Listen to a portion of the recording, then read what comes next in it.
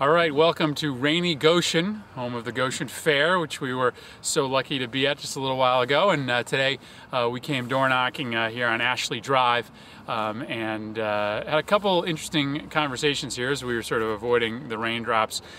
We started with Melody Root. Melody, her husband is a line worker for telephone lines here in Litchfield County, and she was talking about how she just feels that if you're not, her line I think was, if you're not rich, nobody's for you. And her point was that there's a war on the middle class happening right now in Washington, and she feels that folks here in Goshen that are earning a living and working class jobs just don't have a leg up. Nobody's talking to them when it comes to gas prices, healthcare costs. Nobody's talking about them when it comes to tax cuts. Tax cuts are all going to the folks that are making the top 0.3% of incomes in this country. And then right next door to her, 2 houses down, we talked to Tim Roble. And Tim said there were 2 issues. He had 2 simple issues. He was a Vietnam War vet, and he wanted to see us take a new direction in Iraq, and that he said very simply he can't afford to work.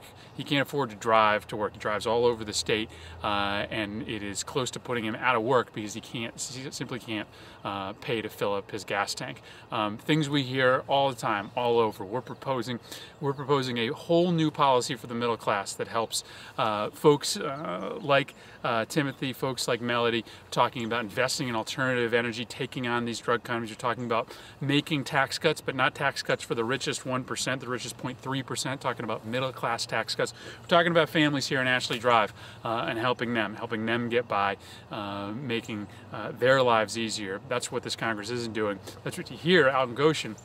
And that's what this campaign is rooted in. So this was Goshen on in a little bit of rain, and we'll be with you next time on our tour of 41 towns in 41 days.